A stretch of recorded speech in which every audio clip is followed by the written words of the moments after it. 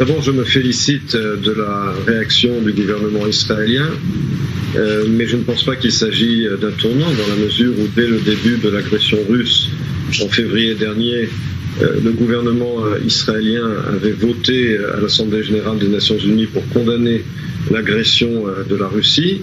C'est vrai qu'Israël, contrairement aux pays de l'OTAN, n'a pas fourni du matériel militaire lourd, mais a fourni du matériel militaire de défense ainsi que du matériel humanitaire. Et je pense qu'il était important qu'Israël exprime sa voix contre cette mascarade et contre cette agression. Est-ce que vous pensez, Emmanuel Navon, que si une autre personnalité israélienne était aux affaires actuellement à la tête du gouvernement, Benjamin Netanyahou ou Naftali Bennett même, on aurait eu peut-être moins d'empressement de la part d'Israël à condamner ces référendums, à en rejeter les résultats?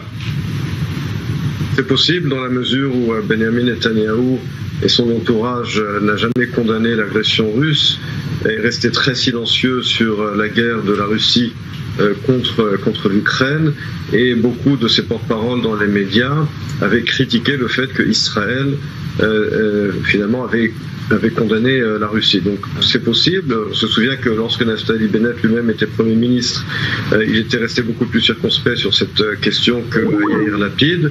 Mais en tout cas, ce qui est important à ce stade, c'est le résultat, c'est le fait que la voix d'Israël soit entendue, et très clairement avec le monde libre et contre l'agression de cette autocratie. Mais c'est pas un petit peu tardif, étant donné, Emmanuel Navon, que, eh bien, on le sait, l'opération militaire russe en Ukraine tourne à la catastrophe, à l'humiliation même pour l'armée russe. Alors il est peut-être un petit peu, disons, opportuniste de la part d'Israël de s'aligner avec pour une fois beaucoup d'empressement du côté des pays occidentaux. On peut peut-être reprocher ce genre d'attitude à Israël. C'est peut-être ce qui est en train d'être reproché à Israël dans certaines capitales occidentales.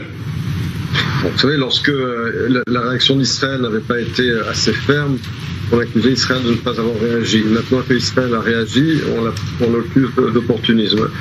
Il faut savoir, je pense que, encore une fois, comme je l'ai dit tout à l'heure, dès l'invasion, Israël a voté très clairement contre la Russie à l'Assemblée générale des Nations unies, a aidé l'Ukraine avec une aide humanitaire massive. Donc la position d'Israël était très claire depuis le début, et comme on l'a rappelé, Israël a été un des premiers pays à rejeter les résultats de ce soi-disant référendum. Emmanuel Navon, professeur de relations internationales à l'Université de Tel Aviv, merci beaucoup d'avoir répondu à nos questions.